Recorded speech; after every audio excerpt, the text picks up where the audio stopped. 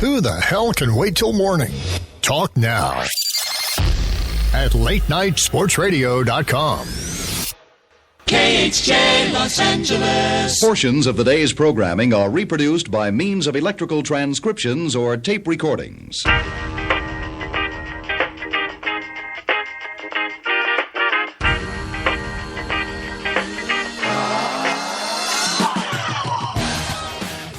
Less questionable than the NBA MVP. You're listening to 87 Sports Fans Live, the official radio show and podcast of 87sportsfans.com. I am one of your illustrious hosts, Keith Grieve, joined by my Papa Bear Taylor. That's right, soon to be Papa Bear Taylor. Soon.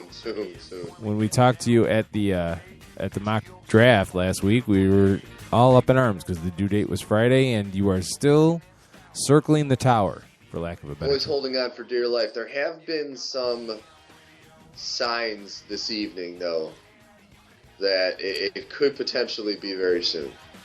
So we could conceivably be in the middle of this broadcast and all of a sudden get the water breaking word. It could potentially be. I mean, I still think that there's a good chance it'll be Wednesday is my guess. A few reasons. One, that's when Audrey actually picked the date that he would be coming in. And like I said, there's just been some signs tonight. I don't know if it's something that'll translate into, oh, tomorrow, here he is. But I think it's coming in the next couple days. I think he'll be here. It's a sign. But it's a sign, yeah, sign of going out of business. So that's the news on your front, but the news in the sporting world is, and there's tons of it. There's the NFL draft last weekend, NBA playoffs. But let's begin with the draft. The biggest sport, the biggest spectacle next to the Super Bowl really is the draft, I think, if you ask me personally. Is there any surprises that really, when the name was read, it was just like, really? Honestly, not really. The only surprise I had was that Tennessee didn't trade their pick. I understand that, they are in need of a lot of things, and a consistent quarterback is one of them. I just don't think they have enough pieces in place to make a quarterback like Mariota, who there's going to be a lot of pressure to get him playing early, where he's the kind of quarterback I think would benefit from, maybe a half season to a full year, if not more, kind of learning the whole NFL system. And then I think he's going to be a really good quarterback. But I think with the needs that Tennessee has, it would have been smarter to deal him for more picks if potentially the trade rumors were all true. So that kind of surprised me. But overall, nothing really shocked me. It was one of those drafts that when it was done, I was like, meh. I could honestly see every team and the players they picked having a need for those players. So I was not really shocked. I was surprised by the Rams taking Todd Gurley. And I'm the guy that mocked Gurley to the Browns at the 12th pick. See, I'm not shocked that they took him. Because they definitely need a running game. But I am a little shocked once again, and I know I could be potentially just full of it. I'm just worried about somebody that has ACL knee surgery going into the draft. He's going to be coming off of ACL surgery in his rookie season. And, at certain occasions, that works out. I mean, there have been players that have come out of college that have had that knee surgery and have been fine. I mean, look at Adrian Peterson. He had, one or two in college before he came into the NFL. And now he's, depending on what happens with all this abuse issues going on, he'll be a Viking. He's a potential Hall of Famer.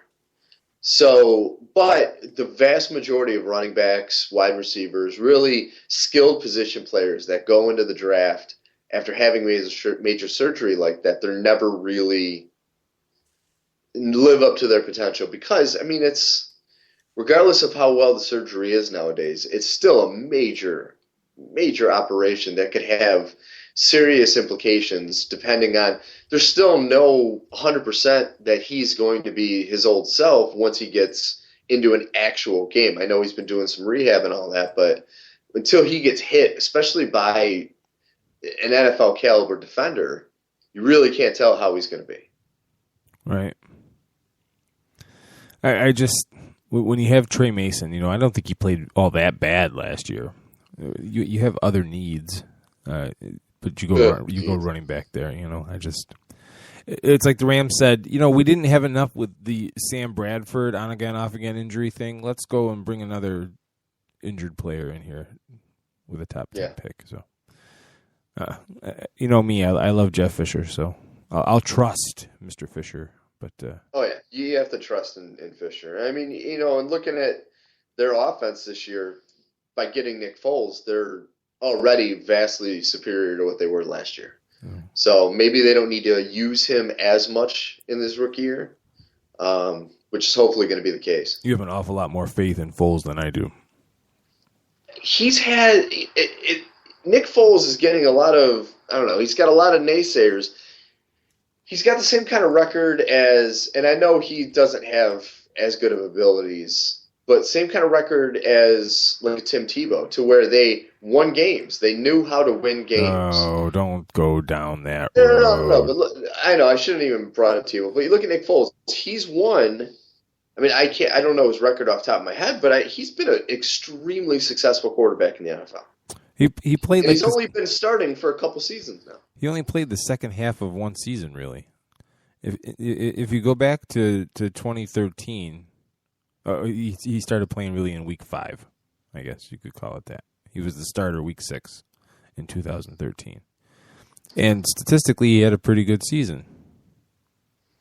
But then you look at the beginning of last season, before when I personally feel the tape caught up to him.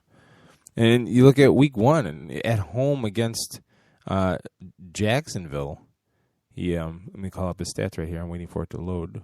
Don't judge me. 27 of 43, for 322 yards, 2 touchdowns, 1 pick, which sounds decent and all, but when you look at all the little things in that game, this is a game where the numbers really do mislead. And it went on and on from there, and all of a sudden he's throwing picks, which is something that he didn't do in 2013. He did not turn the ball over, but all of a sudden he turned into an interception machine last season. So I think the tape kind of caught up to him. Teams started to realize what he could do, what he didn't do well, and started to put him in a position to, force mistakes. But we'll see. We'll see what happens. Yeah, but also a lot of it, you got to wonder how much of his issues were just Chip Kelly's offense. Well, but they put up a lot of points the year before with Foles under center. Didn't seem to bother him in 2013. The same offense. No, I understand. I've always looked at that offense, and I could be wrong. It just at this level, I see it burning players out, and it just makes me wonder if that's like a legitimate concern or whatnot. It just seems like it's a college style offense built for younger, faster, interchangeable players. To when you have guys that are, grinding it out against NFL talent and are with the same team for a number of years, I think it's going to wear people down. Well, and I think a big difference last season, you can't discount this, was the absence of Deshaun Jackson.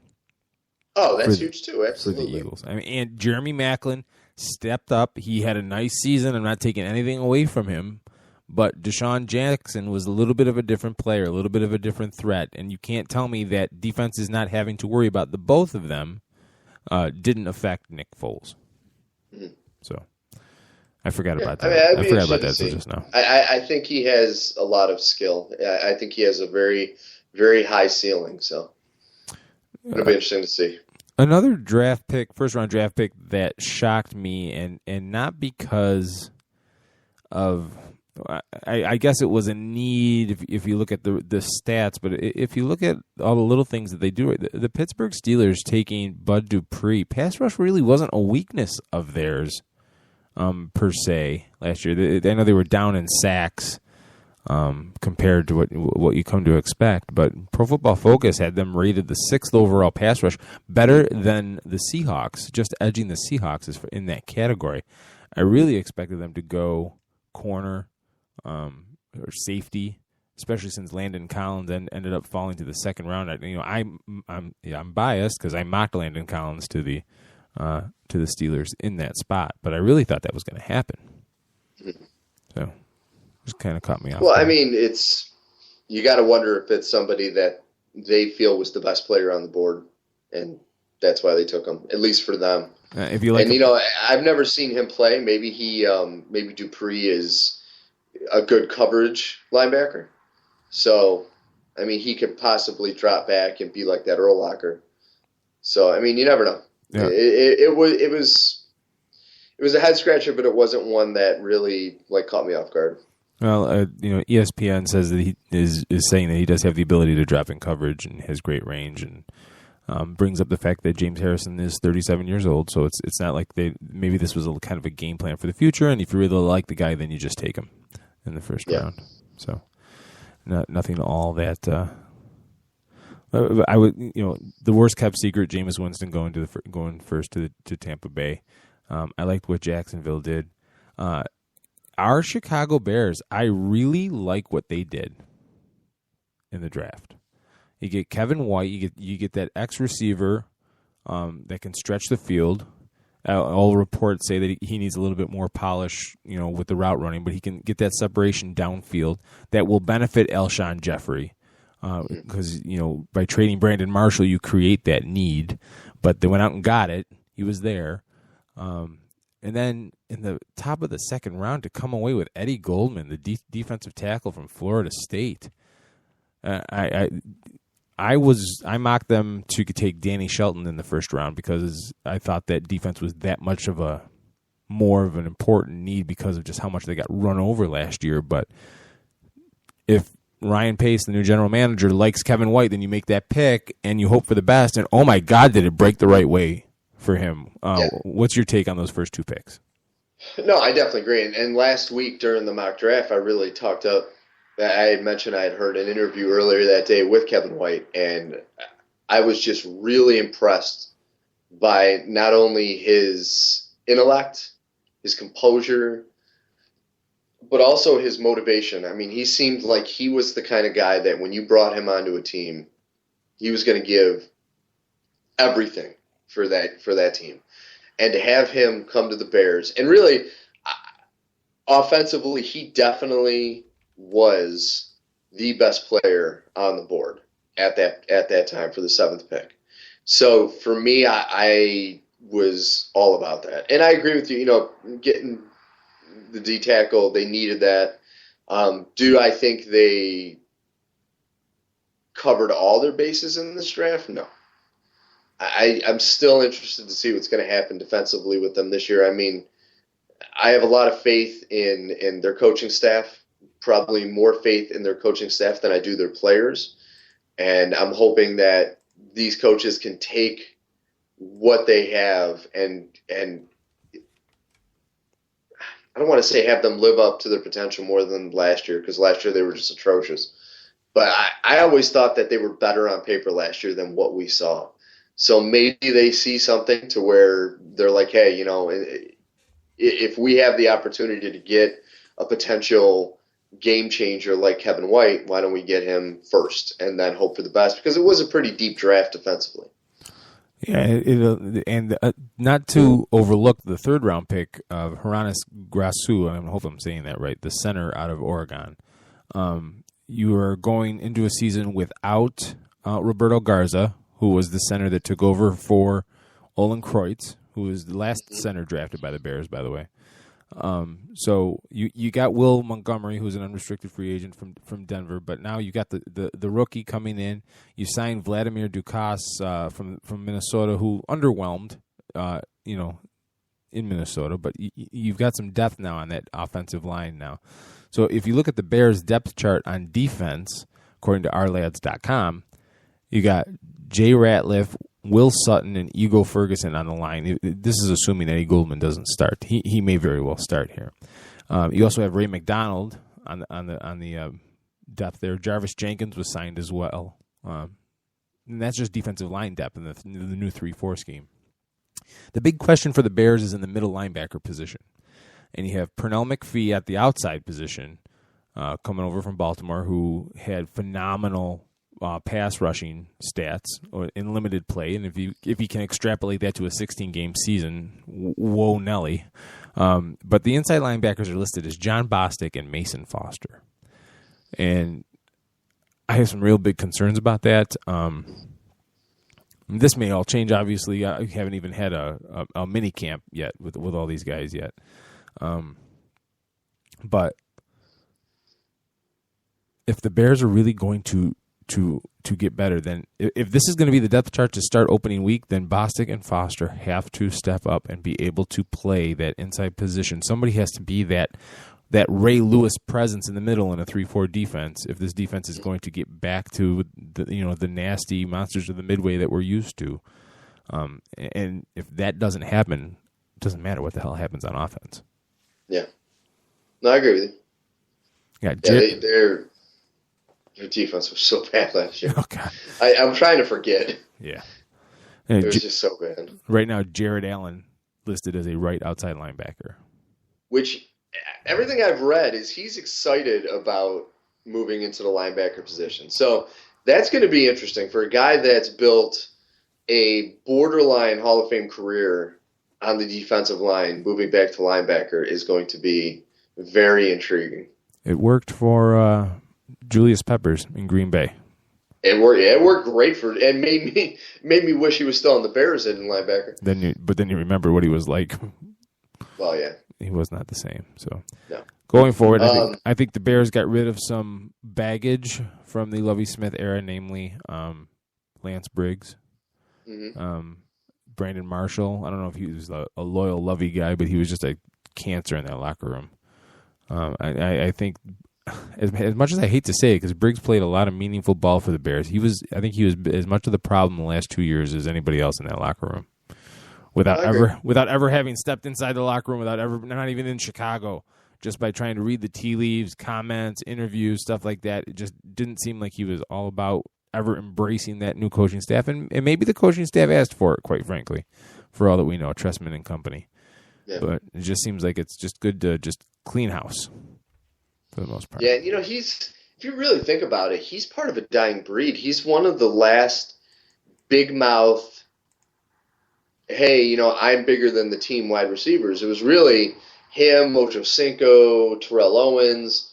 And out of this new class of wide receiver with like Megatron and all the guys drafted this year, you don't see that kind of blatant, overt arrogance anymore in these guys. They're Des Bryant you can say, but he's more of a destructive force than anything. I think he's just a big crybaby, but I do believe he is the end of an era, and I agree with you. It's just those guys that are just detrimental to your team. There's no point in having them in the locker room. And don't overlook the draft pick of Jeremy Langford, the running back out of Michigan State. Remember that Matt Forte is in a contract year, and he's also approaching 30. Not that Langford is the answer or the next, next man up should Forte go on to greener pastures, but it's somebody who's there. It's just another person, another body. And I like that pick a lot. I was happy that they're looking into the future. Because I love Forte. I absolutely love Forte to death. But like you said, he's pushing 30. And he's been the focal point for the team for the last few years. So he's definitely taken his share of snaps. Forte rubbed me the wrong way with his happy T-shirt last year. I don't know. You get blown out by the Packers, and you're wearing a happy T-shirt because you broke 100 yards for the first time of the season. Once again, I think that coaching staff was a huge issue last year, so they were trying to find happiness anywhere they could get it. I'm happy. I'm really happy. You got to believe me. I'm happy. Looking at Jeremy Langford's scouting report at ourlads.com, a thick, well-built running back, able to run between the tackles. If you listen to everything coming out of Chicago, that's what John Fox wants to do. Get back to that Bears identity, smash mouth football, run the ball, and play great defense. If you're a Bears fan, you have to be excited. Got the safety Adrian Amos too out of Penn State, the 5th round pick. Like every pick just made sense. It was the first time in a long time I remember, even with the Jerry Angelo era, and we all know how much I hated Jerry Angelo. Oh yeah. Every pick just seemed to make sense. The last draft that I remember making sense was ironically in the Angelo era when they drafted Tommy Harris and Rex Grossman in the 1st round. And now looking back, Rex Grossman, ha ha ha. But at that time, it was a need. We didn't have a quarterback. Some might say we still didn't afterwards. Yeah. But he did take us to a Super Bowl. Yeah, with a little help from a guy named Urlacher. Yeah, a little bit. Right. No, honestly, the biggest thing I took away from this whole draft is, and it actually dawned on me after the draft, I really think Tampa Bay is going to look back on this draft and realize how big a mistake they made. And I'm mainly basing this on the crab leg tweet after he got picked. Jameis Winston, could go down surpassing Jamarcus Russell as one of the biggest first-round pick draft. First pick in the draft busts. Is that a prediction? It's a prediction. Because once again, he's got skills. And no one's going to deny he doesn't have skills to play quarterback. But once again, he has severe turnover issues, very similar to me of a Dante Culpepper, where he fumbles the ball a lot, he throws a lot of picks. And just how stupid or arrogant do you have to be to thumb your nose at the world with that tweet? And people are going to be like, oh, don't read too much into that. No. You don't tweet something like that as a joke unless there's a hitting meaning to it. Everyone says how smart he is, so that to me proves that, and anyways, no one is that dumb. So to me, it has to be either an arrogance or just unbelievable immaturity to do something so stupid like that. Because it really was him thumbing his nose saying, well, I'm above the law now. And it's amazing that it didn't take more than, an hour after he was picked before it happened. Oh. So that's the part that's scaring me. Which tweet are you talking about? Where he tweeted the picture of him with crab legs right after he got picked. Oh, he must have deleted that. Well, no, he deleted it like a half hour after he posted it. Right. And everyone's like, oh, they interviewed Lovie Smith, and he's like, no, I never talked to him. No one from Tampa Bay talked to him. He must have just taken it down on his own. We're not too worried about it. That's bullshit. Okay, I don't care. Part of my language. You don't. Knowing his issues off the field, to have him do something so stupid and immature right away would concern me immensely. Because you could say what you want about, he's going to grow out of that. I don't know, man. Guys like him, they only get worse once they get money and power. Well, so he could easily go down in the whole Ryan Leaf, Jamarcus Russell category as huge busts. Oh, and by the way, that picture of Jameis Winston and crab legs is our cover page. Is our cover photo on our Facebook profile, in case you were wondering. Well, that's the one where he's holding them, where you have the superimposed picture, right? Well, it's like they took out the national championship trophy and they put the crab legs in his hand. It's fantastic. That is fantastic. I wish we could have got a copy of this picture because it was even more revealing. I feel bad that I missed it now. Yeah. I mean, and it's, he's got the smirk and he's got these big crab legs, and it's, I don't know. To me, it was disgusting. So, good luck, Tampa Bay. I don't like you, Lovie Smith. So I'm not really that sad that this is happening. I still think the smartest thing they could have done was traded that pick for draft picks galore, because they need so much work. And I do believe Mike Glennon, he has the potential with work to be a serviceable, if not good, quarterback in the NFL. And they could have gotten so much more with that pick than this potential headache, that I think they really, pilfered their future away on this. I really do. Well, if you listen closely, you can almost hear Jameis Winston's our quarterback. Jameis Winston's our quarterback coming out of Lovie Smith's mouth over and over again. You can almost hear it, can't you? Oh yeah, and there's no doubt that he's going to be. There can't be a quarterback controversy. He's got to be the guy now. Oh yeah, no, there's no doubt. But I don't know. I think this is going to be a huge. And there was a good point somebody made on Facebook today. Right now, the NFL is out in front because of all their issues they've had, that they are against domestic violence. Abuse to women, abuse to children is like their top priority, to stop that in the league, to help control that in the regular world. And you draft somebody like Winston, and if this article was correct, which I believe it would be, it was an Associated Press article, they never attempted to contact anyone connected to this civil suit with the sexual abuse trial. And to me, if you have a league that is so focused at doing the right thing when it comes towards abuse, don't you think that even just as a face-saving measure, somebody would have gotten in contact with this young lady, her family, her attorney, anyone in the know, just to say, listen, can you just tell me what happened from your side, just so they could cover all the bases?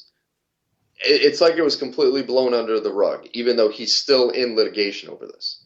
That kind of surprised me. It really did. We will have to. It will remain to be seen. Working in Florida, it's going to be. He's going to be faced with temptations galore, and he's about to get a boatload of cash. So, oh my God, so much. We'll see. Let's take a quick break. When we come back, we'll talk NBA playoffs and some Major League Baseball. Before we call it a night, folks, you're listening to 87 Sports Fans live at LateNightSportsRadio.com.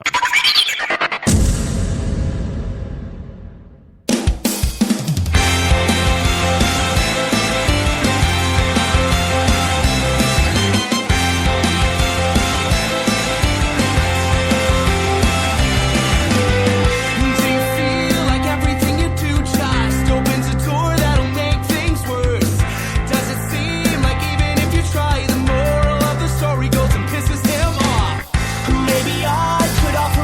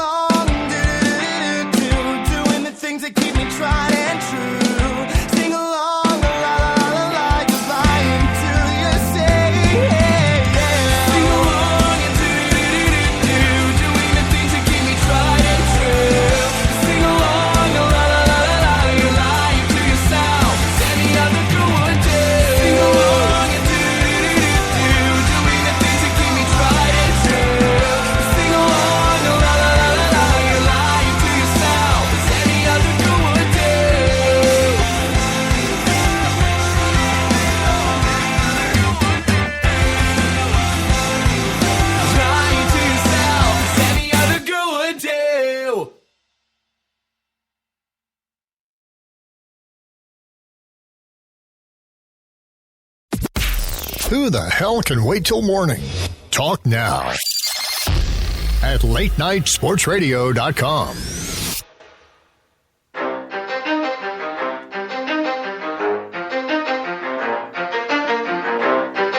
You ready? Let's go. 87 Sports Fans Live. Keith Grieve, Steve Taylor on the air. Going to talk NBA hoops. If you're listening and you want to talk, 585-633-7487. We will take your calls, 585-633-7487. Just broke down the NFL draft, and Steve made a bold prediction saying that Jameis Winston, well, I'll paraphrase, Steve. Your prediction is that Jameis Winston will flame out, correct? Yes, you are correct. All right. Just want to make sure I get that right, folks. Jameis Winston, not can, not might, will flame out. The fearless prediction.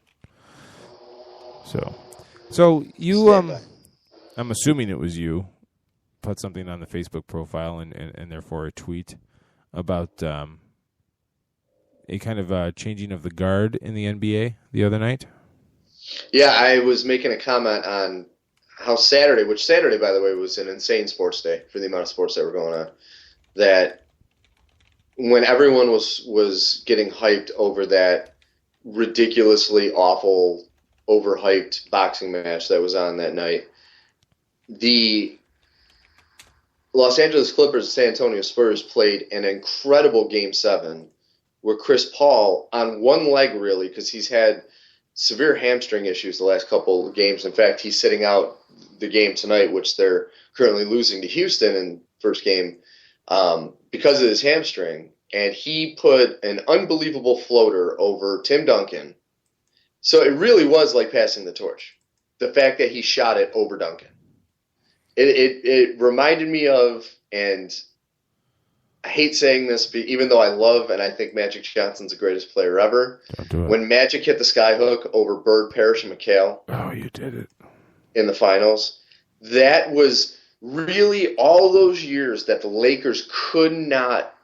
I mean, some of the greatest teams in history were the Lakers teams of like the 50s and 60s, and they could not beat the Celtics to save their lives. And when Magic made that skyhook, that was the Lakers finally getting over on the Celtics.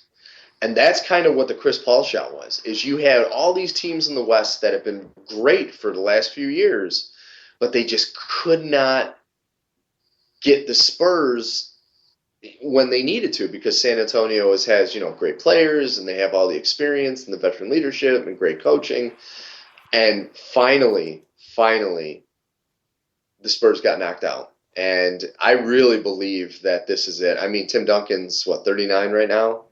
Yeah, it might be. I saw this. I think this is the end of their dynasty.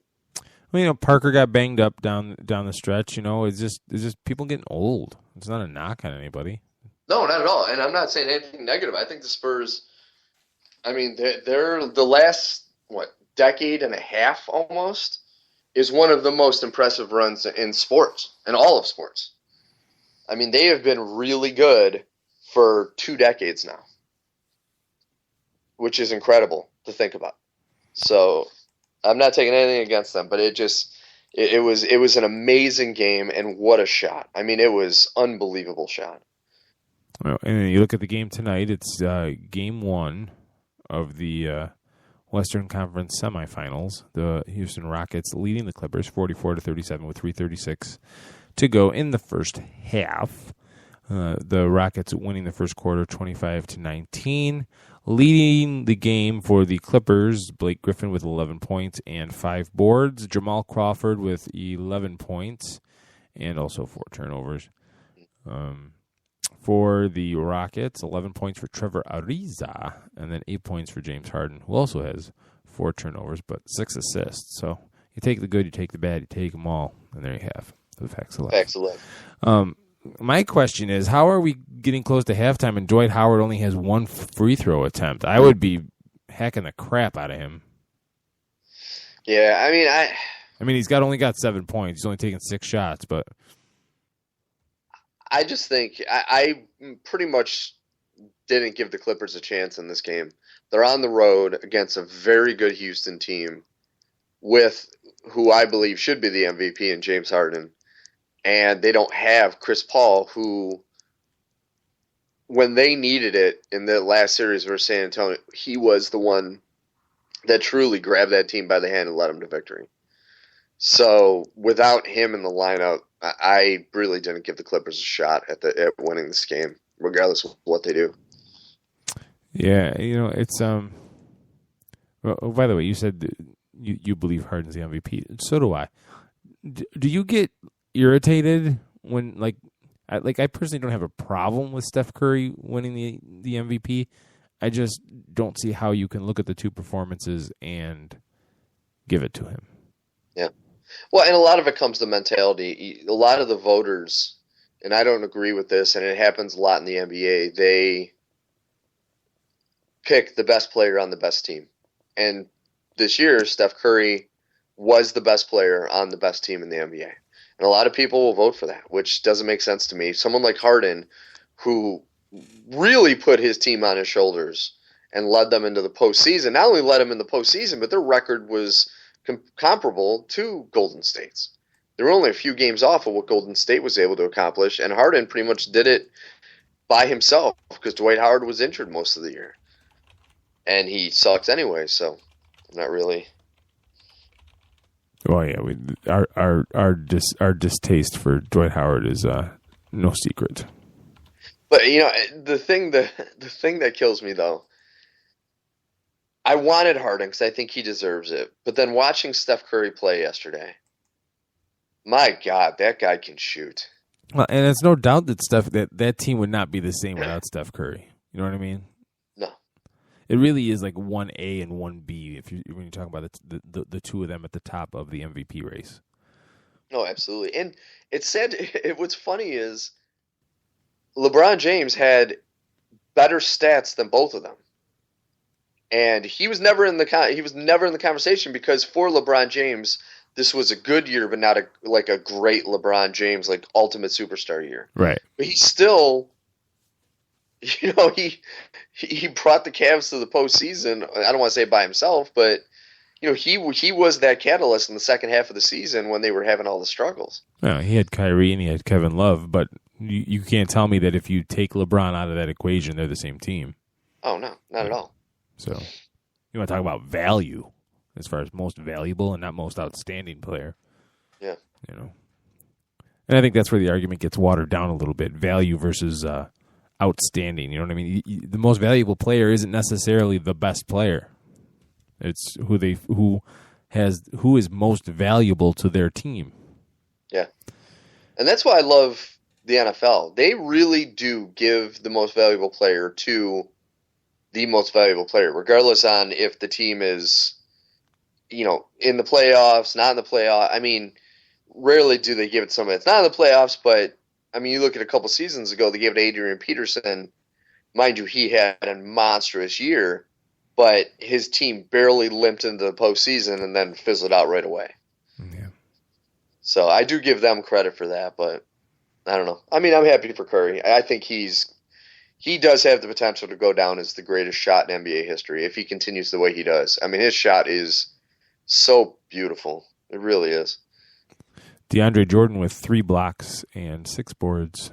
Matt Barnes with 4 steals. Dear God. This game already has 26 turnovers between the two teams. 12 for the Clippers and 14 for the Rockets. Jesus. I said Harden with 4, but also Trevor Ariza with 3. Dwight Howard, Jason Terry with 2 apiece. Corey Brewer managed to chip in 2 turnovers. But Jamal Crawford for the Clippers, 6 turnovers. You want to talk? Hey, Chris, you think that Doc Rivers is texting Chris Paul? You think you could suit up and just kind of hop around, do something? Just don't lose the ball. See, if anything, that series against San Antonio is going to give the Clippers the confidence to say, listen, we don't have Chris Paul this first game. We're probably going to lose. but we're not going to be out of it. I mean, they were down 2-1 to the Spurs, and they were on the ropes of going down 3-1, and they found a way to come back in that series. Yeah, but I wouldn't. And again, but the Spurs are playing old man ball. There's a lot more energy on that Houston roster. I wouldn't be giving games away. No, I'm not saying that they're intentionally giving away. I just think that it gave them the confidence to say that if they did lose, that they're not going to be out of it. They still have a shot in this series. Right. You know, a lot of teams that, you know, they get down to a team like Houston right away, they're going to lose. They're going to, you know, be hard pressed to make any kind of a comeback.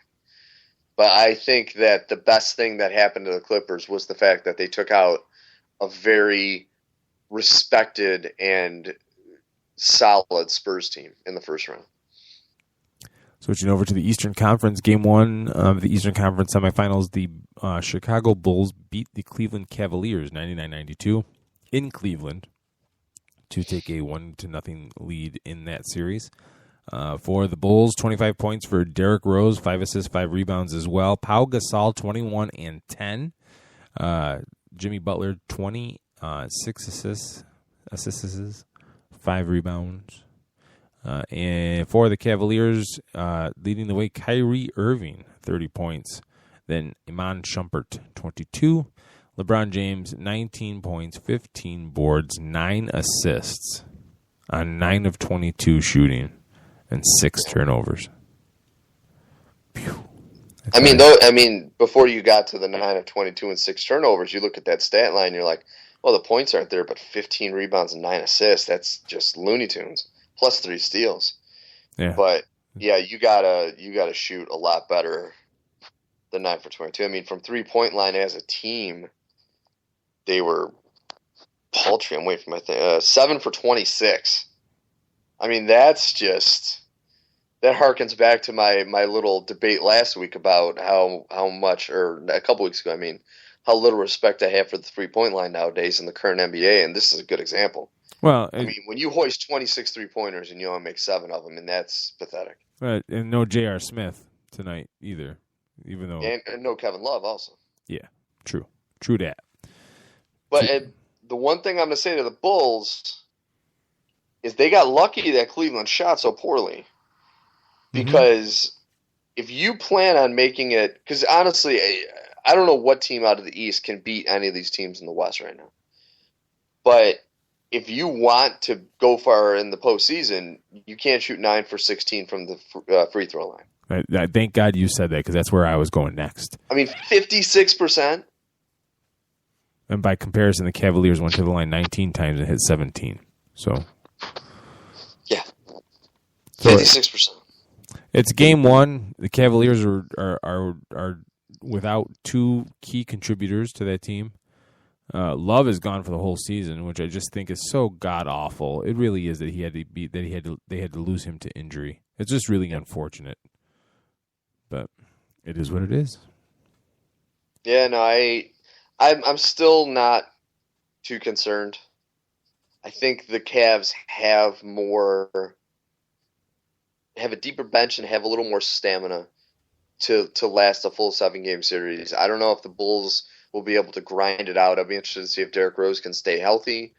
But yeah, it's going to be, once J.R. Smith comes back, even though I despise him, he is somebody that you have to respect behind the 3-point line. You have to put a guy out on him at all times, and that'll free up a little bit more freestyle ability for LeBron, because he really needs to get off. I mean, 9 for 22 is, you're not going to win a postseason game when you're the best player on the team and you're shooting that. Well, look at the first quarter. On their home court, they lose the first quarter to Chicago 27-15. Yeah. You can't give up 27 points in a quarter. Yep. And they gave up 32 in the third quarter. Yeah. You got it was not the best start to their postseason. Yeah, and again, I understand that they're a little shorthanded, but it's the playoffs. Next man up. Let's go. Play exactly. Ball.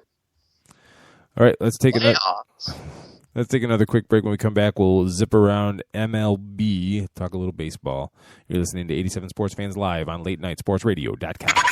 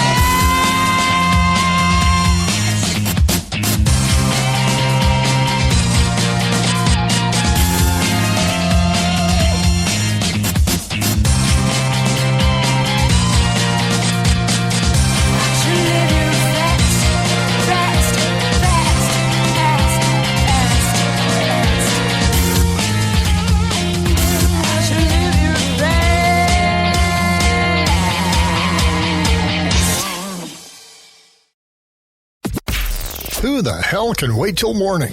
Talk now at latenightsportsradio.com.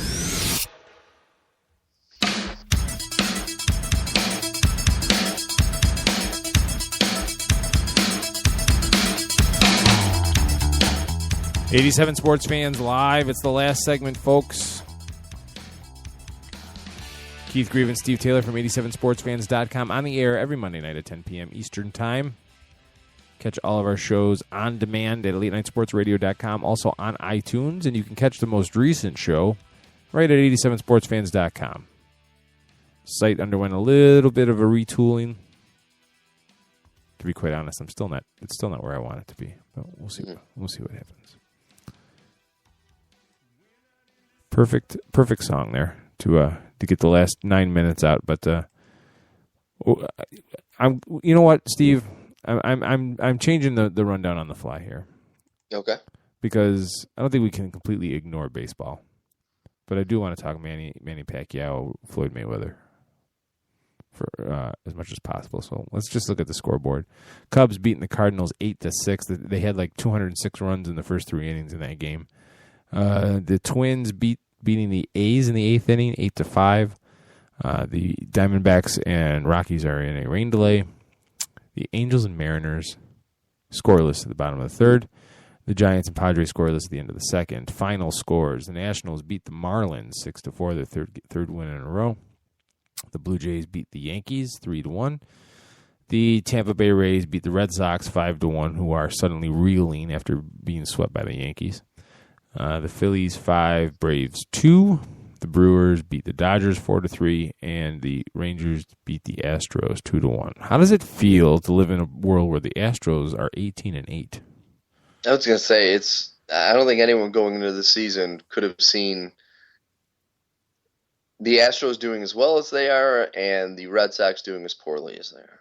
Yeah, it's just, again, it's baseball. It just turned May. It's you see what's happening with the Mets. It's a market correction now. They won 11 and now they've lost 7 of 10, and injuries, whatnot, whatever you want to call it. But the law of averages eventually wins out in baseball. Cubs are 13-10. Speaking of baseball, real quick, I just want to interject something. For those of you that haven't seen it yet, on Netflix, right now ESPN has the 30 for 30 about Michael Jordan when he left the NBA to play baseball for a season. Get a chance. If you get a chance, watch it. Fascinating documentary. And I really forgot that the only reason he went back to the NBA is because of the baseball strike, where he was actually improving in his batting average from his season in Double-A ball to the fall league. He went up 50 points, or Winter League. I mean, his batting average went up 50 points, and he was improving. The only reason he quit is because of the baseball strike. So if you get a chance, watch it. Fascinating documentary. Yeah, but as a sports fan, I'm kind of glad he went back to base basketball. I was, but I mean, what could have been would have been, I think, a bigger story because he already had proved that he was at the top in basketball. But if he could have found a way to become a truly good baseball player, that would have only improved the aura and the whole Michael Jordan era is even more. Interesting argument. We'll bring it up on another day. Another day. So during the break, we were talking about Maypac, as it was called, the fight between Floyd Mayweather and Manny Pacquiao. I didn't see it. I'm not a big boxing fan. I understand this was a big fight. I like events. I used to watch the Tyson fights back in his heyday, and get into that. Something about Floyd Mayweather just doesn't excite me. I will not spend money to watch him. And it's just my personal feelings. But you saw highlights of the fight, and you had an interesting comment about the overall effect of this fight. And we got 5 minutes left in the show, so and now just so briefly, so everyone out there understands, I've been watching boxing since I was a little kid. So more than 35 years of my life, I've been watching boxing. My grandfather was a huge boxing fan, so Saturday night fights on HBO. We watched. I mean, I've seen every great fighter in the last 40 years. I've watched them box, and boxing has taken a huge decline over the last few seasons, or last 20 years, you can say, ever since Tyson got knocked out in I think it was China. It was China or Japan by Buster Douglas. And after that, boxing started to go into a decline because Tyson was the last truly great champion. And this fight was touted as the fight of the century. It got all this hype, and it was terrible. I know there's a lot of people out there like, oh, no, it was a great fight because that's how Mayweather fights. Let me explain to you how it was. You have a really old fighter who didn't seem like he had anything left in Manny Pacquiao. And then you have another old fighter in Floyd Mayweather who still thinks he's the greatest thing in the world. Now, I dislike Muhammad Ali a lot, but he's comparing himself. He says he's better than Ali, or at least comparing himself to Ali, which is a joke. Mayweather likes to dance. He does not try to win a fight. He just tries not to lose the fight. That's how he fights. He wants to make it to the end of the fight because he knows he will do enough during the match that the judges usually will side with him and give him the fight. I mean, he hasn't lost once in his career. He's gone undefeated. But he is one of the worst human beings that you could ever put on a marquee just because of his antics, his attitude, his personality, everything that's happened. I mean, I believe it's been 5 domestic violence charges in the last decade against him. I could be off on the years. But he's a truly awful person. And if you listen to him in interviews, he is just so arrogant, so full of himself. And to think that someone like him made $170 million, and that's just he guaranteed, I know he made $100 million because he showed off the check after the fight that night to I can't remember his name. It was a couple ESPN anchors. They asked him if he had the check. He didn't show it on the air, but he kind of passed it to them, and they're like, "Oh yeah, that's a $100 million check." So this is a guy who just got done with a fight, and he's walking around with his $100 million check, showing it off to people. So that just kind of tells you how much of a piece of garbage he is. But boxing, it needed a positive spark. And here you had all of this press, all of this hoopla about how big a fight it's going to be. You had, I believe it was 5 million people got it on pay-per-view, and it was $100 to see it in just a residence. Commercially, I know they jacked the prices up to, well over $1,000, if not more, to get it in like a bar or a restaurant or whatnot. So 5 million people got this fight. So it just made a ton of money. And I think a lot of those people got it on pay-per-view because they were told how great a fight it was going to be. So when it turned out to be a snooze fest and just an awful, boring – I mean, the most excitement of this fight was seeing who was in the crowd because every celebrity known to man was there. To me, I think this was the final nail in the coffin for boxing. Professional boxing is dead. And it's sad because like I said, I grew up watching it, and it's been a great sport for hundreds of years. It's one of the oldest professional sports out there, and I think it's finally done. This is it. It's never going to have the notoriety ever again. I don't think there'll ever be another big event fight like this. Wow, and there it is, the death knell. It was the death knell. And what really irritates me is he's comparing himself to also Rocky Marciano, who also had an undefeated career. And I'm sorry, if you put Rocky Marciano in the ring with this guy, he would have killed him. Marciano was an animal. So I only wish he was, some way you could resurrect his ghost to get into the ring with Mayweather and just watch him beat the snot out of him. That would probably be my favorite thing. I would pay $100 to see that. Well, to watch Rocky Marciano fight Floyd Mayweather? The ghost of Rocky Marciano fight Floyd Mayweather. If that were possible to happen, I think you could charge more than $100. I'm just saying, just because. I might pay $150. I don't know. $100 is still a lot. But yeah, I mean, you look at it. It's UFC and mixed martial arts. They've taken boxing and evolved it to another level. And the old school boxing just can't keep up. Well, this is an interesting comparison that just entered my mind. So MMA versus boxing is kind of like football versus baseball. Okay. With MMA equals football and boxing equals baseball.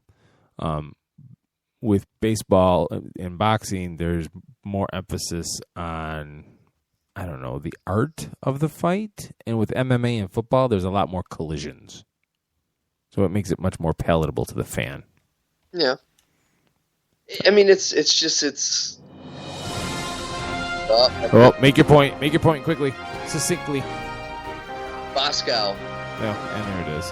And we're out of time, folks. For Steve Taylor and Keith Grieve from 87sportsfans.com. We'll be here next week. Hopefully we'll get Mr. Sarantias back for another Fantasy Greek NFL Hour. You're listening to 87 Sports Fans live at latenightsportsradio.com. Post-game show is brought to you by Christ, I can't find it. The hell with it.